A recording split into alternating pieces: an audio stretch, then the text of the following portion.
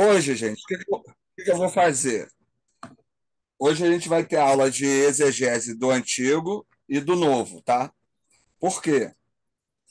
Eu vou fazer a exegese de um texto do Novo e vou fazer a exegese de um texto do Velho. E aí, para mostrar, né, as peculiaridades, particularidades de cada um e dar uma dica, né, de como a gente pode fazer isso aí de maneira prática, né? O mais prático possível, que é o interessante. Primeiro de tudo, obviamente, é escolher o texto em português, né? Isso aí não tem nem o que dizer, porque o caminho primeiro é escolher o texto em português e, a partir disso, a gente procurar as traduções, o texto em hebraico, né? Ver o que é relevante, procurar aí o comentário também, né? Que você queira usar. Lembrando que a ideia do comentário vai sempre estar ligada a essas linhas que a gente sempre fala em todas as aulas de Bíblia, né? Então, comentários ligados às linhas mais conservadoras, né, fundamentalistas e doutrinárias, vão trazer uma versão dos textos. Comentários mais críticos vão te trazer outra versão. Isso, obviamente, vai impactar na exegese. Então, quando a gente fala em exegese, cada linha vai ter a sua forma de fazer exegese. Até o Odimar e a Adriana me mandaram um vídeo, né, de um cara pregando aí, e ele fazia a tradução do texto, né, explicava bem o texto, mas na hora de aplicar, ele viajou na batata lá, né? Assim, deu uma aplicação que não tinha nada a ver com o texto. Então, a gente precisa tomar cuidado com as fontes que a gente está pesquisando, que a gente está lendo, que é muito comum isso acontecer. Então, ter materiais, né, confiáveis é bom, né? Materiais confiáveis dentro de cada linha, né? Pelo menos. Porque, por exemplo, tem você de repente é de uma igreja tradicional e aí vai pesquisar num comentário de um autor pentecostal. Isso vai trazer dificuldades, vai trazer diferença, né? E até entre a sua doutrina e a linha doutrinária do comentário.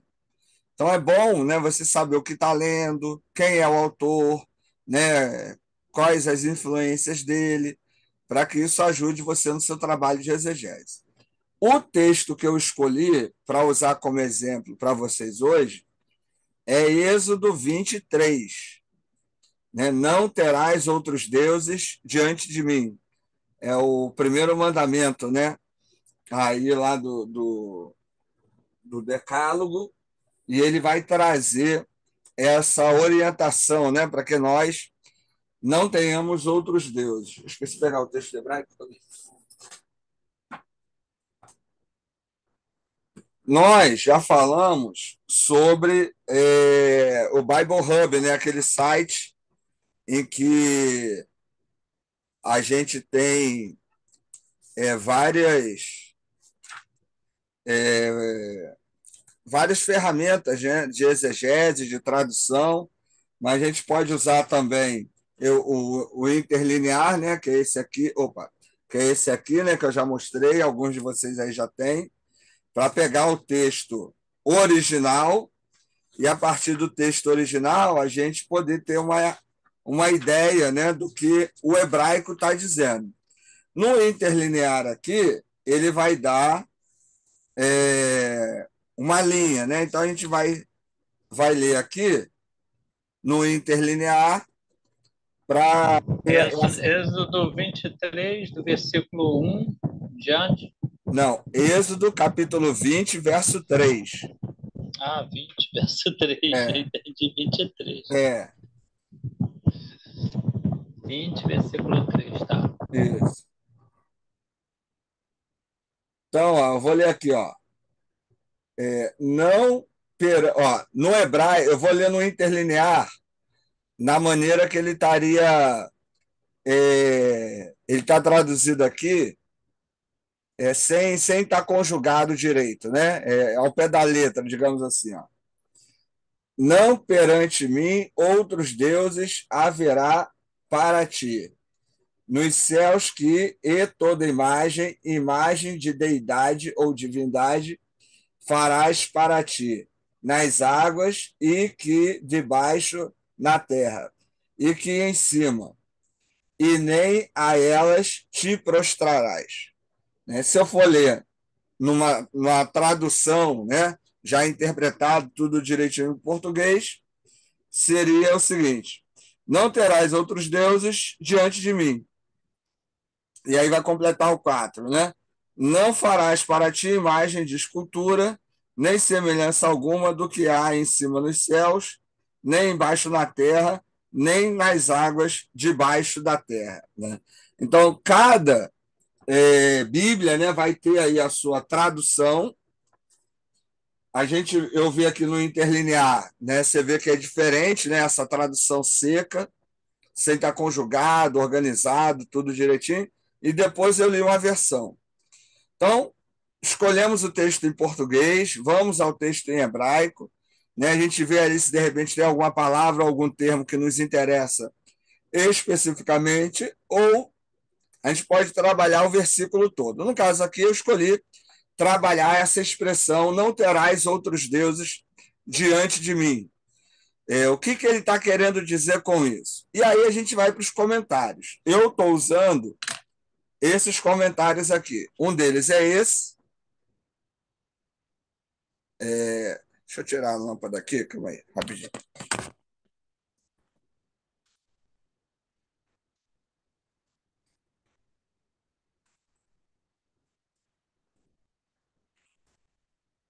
Acho que agora melhorou, né?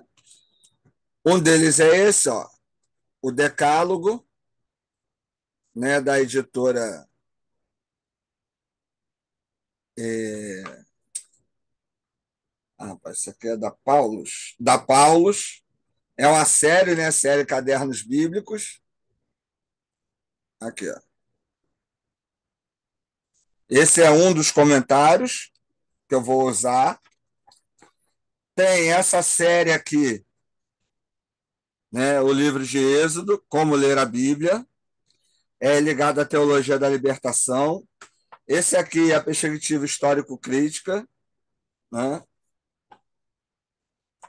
Tem esse comentáriozinho do Carlos Mestres, que segue a leitura popular da Bíblia.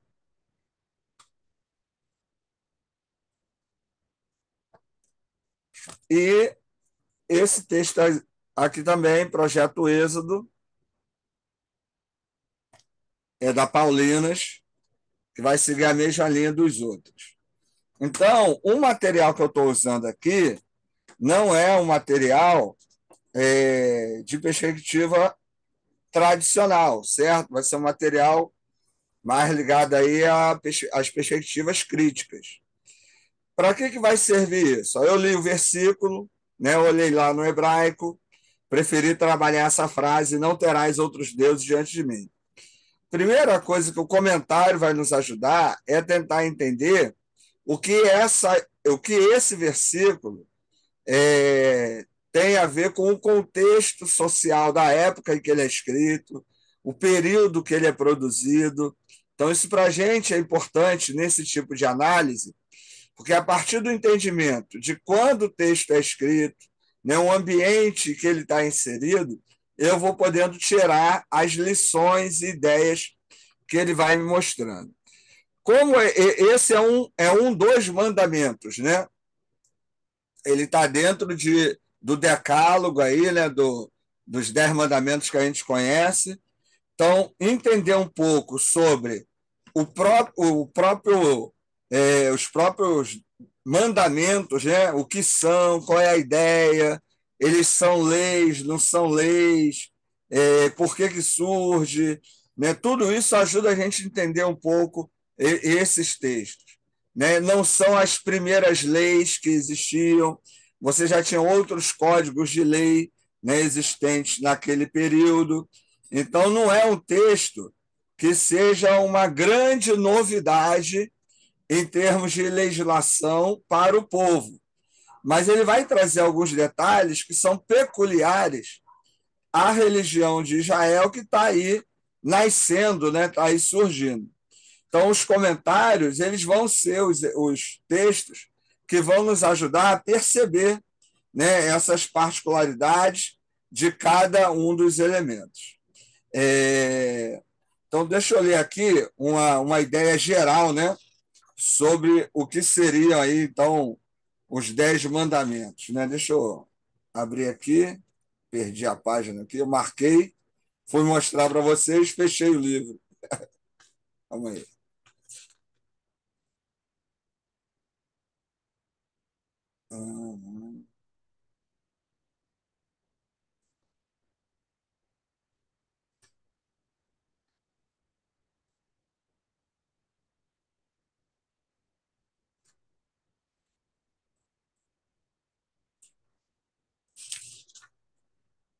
Vamos lá.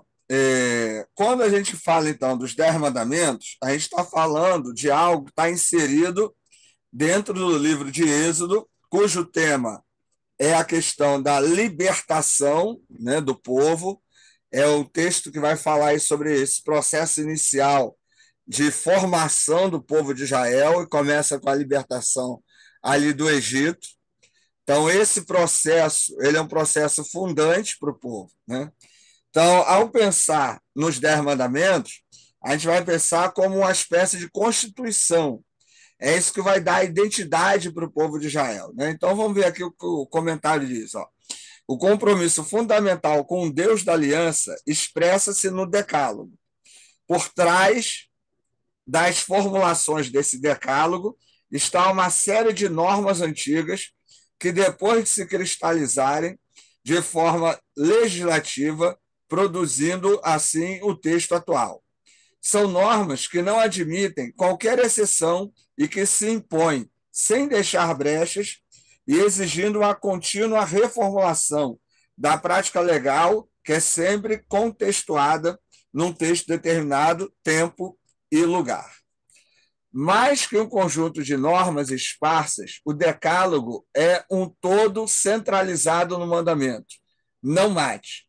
Todas as outras normas decorrem desta, apresentando o ideal de a todo custo produzir, manter e fazer crescer a vida, e ao mesmo tempo combater todas as formas de morte ou diminuição da vida. A vida, porém, só pode ser preservada no clima da liberdade, pois Deus dá a liberdade como um princípio da vida. Eu sou Javé, seu Deus, que fiz você sair da terra do Egito, da casa da escravidão. O Decálogo, portanto, é o documento fundante de uma sociedade que pretende uma vida digna para todos os seus membros e onde todos possam ter acesso aos bens da liberdade e da vida. Como toda lei, é tudo muito mais bonito na literatura do que na prática, né? A gente sabe que Israel não seguiu isso, os cristãos também não seguem, né? Lamentavelmente, a gente não tem aí um compromisso, né, de fidelidade a esses textos. Então, a partir dessa perspectiva, dessa primeira perspectiva, esse texto que eu estou lendo, ele está inserido dentro de um processo de construção de identidade do povo de Israel. O povo que chegou aí um pouquinho depois aí, só para resumir, eu hoje estou dando um exemplo de como fazer exegese num texto do Antigo Testamento.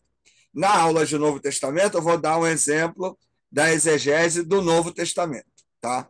Então, eu escolhi para a aula de Antigo Testamento o texto de Êxodo, capítulo 20, verso 3. E separei a frase: não terás outros deuses diante de mim. Já usei o Antigo Testamento interlinear, fiz uma leitura ao pé da letra e depois li uma tradução já com tudo organizado. E agora a gente está vendo como é que esse verso 3 se enquadra dentro do contexto. Ou seja, ele faz parte do Decálogo, que era uma espécie de documento fundante do povo de Israel. Então, uma coisa importante para o povo é não ter outros deuses, né? Não adorar outros deuses. E aí fica a pergunta: o que significa isso, né? Qual é a ideia do não ter outros deuses diante de mim? E aí a gente vai para o hebraico, vai para o contexto. Vou ler aqui no comentário. O verbo é muito geral, impessoal e não na segunda pessoa, como em outras interdições. Nesse sentido, a expressão não terás aproxima-se da ameaça, e Yahvé não deixará impune, lá no verso 7, em Deuteronômio 5. A expressão outros deuses é geral e vaga, não especifica de quais deuses se trata. Devemos, portanto, compreendê-la como designando todos os deuses diferentes de Yahvé. É uma expressão muito frequente, embora não exclusiva, no Deuteronômio e na literatura deuteronômica. Um detalhe que a gente precisa compreender nessa expressão é que, nesse período, a ideia de monoteísmo ela ainda está nascendo. Hoje, ter um único Deus é algo muito comum. Mas quando ele vai usar a expressão não terás outros deuses diante de mim, segundo alguns autores, isso pode significar a ideia de que, naquele momento, entendia-se a possibilidade de existência de outros deuses. Eu quero acreditar, né, que todo mundo aqui entende dessa maneira, né? Não acredita em outros deuses, só acredita em um Deus. Mas o mandamento, na época em que ele foi escrito, era comum a crença também em outros deuses. Então, o que o texto está falando não é que não existiam outros deuses, mas é que, diante de outros deuses, o único Deus que Israel deve escolher é Yahvé. Então, é uma questão de exclusividade de Deus na relação com Israel.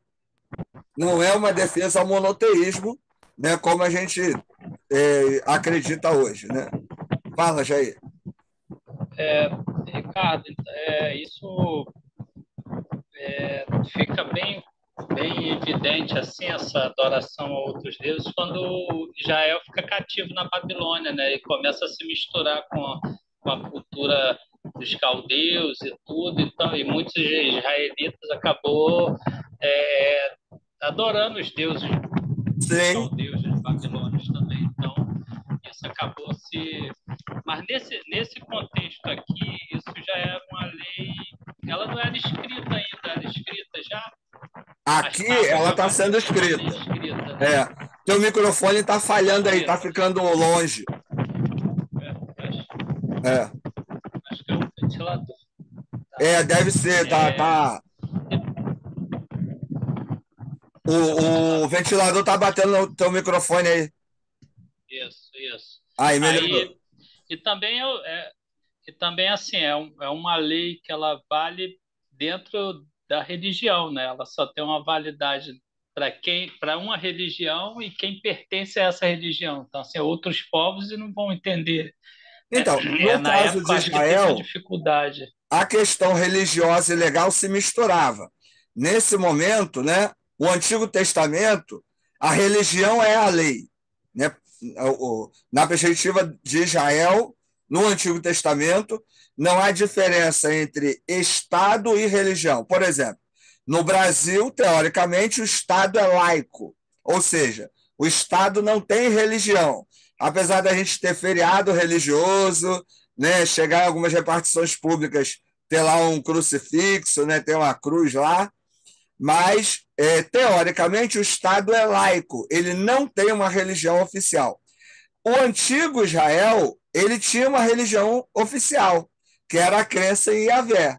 Então, a questão legal e a questão religiosa se misturavam. Né? Quando a gente lê o Antigo Testamento, tem que entender dessa forma. Religião e Estado são a mesma coisa para Israel. Né? Tranquilo?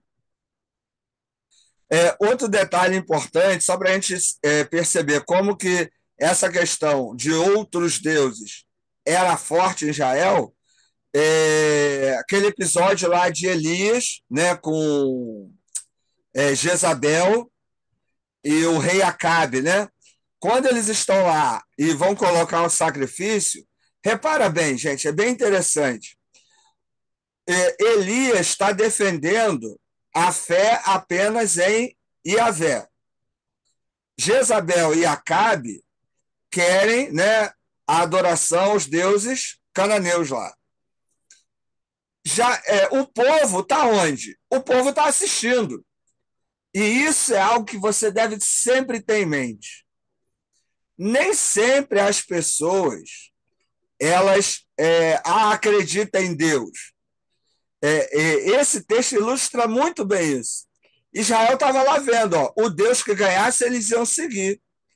Porque se Israel realmente estivesse compromissada com o Deus Yahvé, eles iam rejeitar o Deus de Acabe e Jezabel. Eles iam falar: não, nós não queremos nem ver nada de vocês. A nossa fé é para com Yahvé. Mas não, eles estão esperando. Vamos ver quem ganhar, e aí eles vão atrás. O povo é tão culpado quanto o rei. Não é só o rei que é culpado, o povo também é culpado da idolatria. O povo também é culpado da falta de compromisso. E aí, algo que eu até falo na minha igreja é o seguinte, usando um paralelo com os dias atuais, né? Eu principalmente falo muito mal, né, de igrejas ligadas à teologia da prosperidade, esse bando de pastor aí pregando um monte de besteira, e você vai nessas igrejas tudo lotado, tudo cheio. A culpa não é só dos pastores, é do povo também, porque eles querem esse tipo de discurso. Eles não querem um discurso que os liberte, que dê responsabilidade. Eles querem ficar sob a tutela de alguém. Eles querem viver sob milagres, né? Então, junta-se, né, a vontade de falar besteira com a vontade de ouvir besteira. Isso é tão antigo, né? Quanto essas passagens que a gente vê na Bíblia. Então, a relação de Israel com outros deuses, ela é muito comum e antiga, porque era comum você ter várias culturas. E lembre-se, tirando a perspectiva conservadora da Bíblia, de que Israel saiu aquela galera do Egito e caminhou no deserto e estava todo mundo unido e todo mundo adorava a Deus, a gente já viu que Israel era um grupo pequeno que saiu do Egito, outros grupos foram se juntando a ele, e aí chegaram em Canaã. Essa chegada em Canaã, né, é uma chegada em que eles vão se assimilando, vão se juntando ali ao povo, e vários grupos estão presentes ali. Vários grupos, várias religiões, várias culturas. E a partir do desenvolvimento do Decálogo, começa a se dizer o seguinte: se você quiser fazer parte do povo de Israel, a fé é somente a Yahvé. Então, num grupo onde há várias culturas e várias religiões, isso está dando um marco. Não dá para seguir com o povo de Israel se você não for fiel apenas a Yahvé. Então, essa é uma diferença. Hoje, por exemplo, ainda que você, né, veja outras igrejas cristãs, a maioria crê num só Deus. Se crê em Deus, né? Seja lá no que for que eles creiam, eles dizem que é num só Deus. Você não tem, né, vários deuses competindo entre si, várias crenças competindo entre si dentro de uma mesma igreja, por exemplo. Né? Então, isso é uma diferença grande. Né? Então, essa exclusividade para com Yahvé é um marco, é um diferencial que esse mandamento vai trazer. Então, entenda, isso faz muito sentido dentro desse contexto, onde eu tenho várias culturas e várias religiões. Tá certo? Fala aí, quer falar, Odimar? Odimar Mas e Baal, Adriana, Adriana e Odimar. mas Baal já estava lá, e a Vé que chegou tomando o lugar, entendeu? Olha o herege. O Baal que foi Yahvé era expulso. Deus de outro grupo, entendeu? Não, mas ele já estava lá. O problema foi que quando Israel chegou, quis expulsar o cara, entendeu?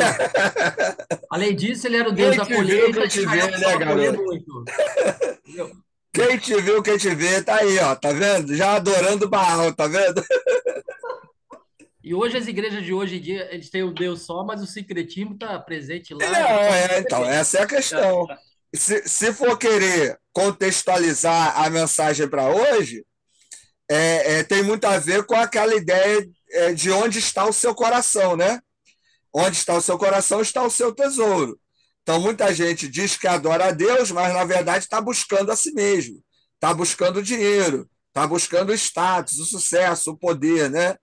E aí, fazendo um paralelo, você pode dizer que está adorando outras coisas que não é Deus.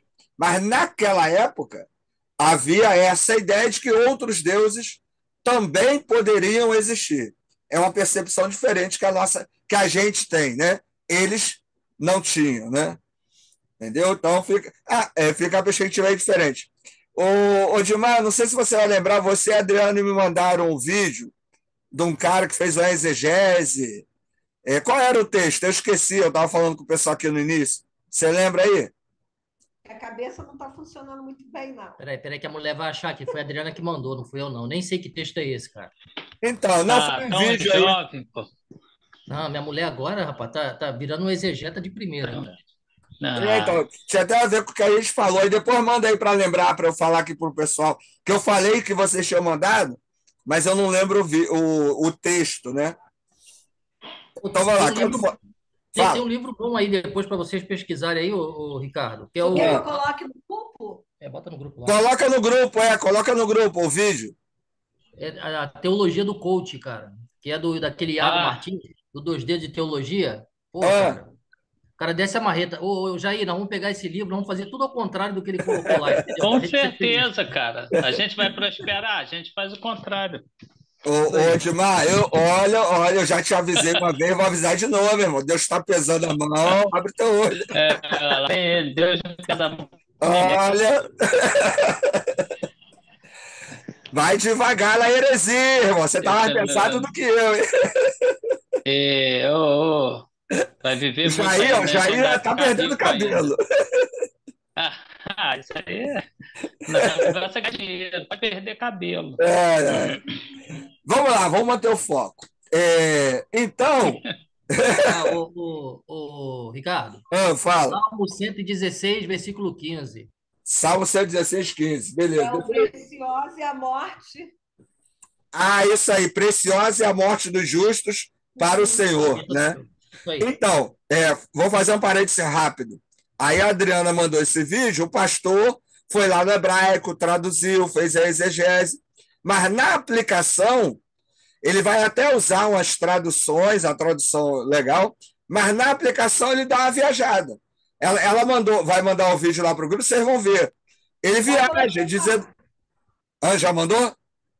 Já tá no grupo. Então, tá lá no grupo. Aí vocês vão ver que na aplicação, ele, apesar de ter traduzido, ele fala algo que o contexto não permite. Ele coloca umas ideias no texto, né? Tirando a ideia de soberania de Deus, de onisciência de Deus. Se você for acreditar no que ele fala na explicação, Deus não é onisciente nem é soberano, né? Então, ele fere alguns princípios, alguns conceitos que são basilares no cristianismo. Então, isso é algo que a gente precisa tomar muito cuidado. E há ele defende um individualismo, né? Um preciosismo muito forte. Então, é bem legal. Foi um bom exemplo aí que eles deram do que não fazer na exegese, certo? O vídeo ilustra muito bem de como não fazer exegese, mesmo traduzindo do hebraico, mesmo olhando o contexto. De qualquer forma, vamos fazer o seguinte, vamos sair desse link, vamos entrar no outro que está acabando aí, eu vou ler aqui mais o comentário do texto, para eu não falar e cair, tá? Mesmo link, tá, gente?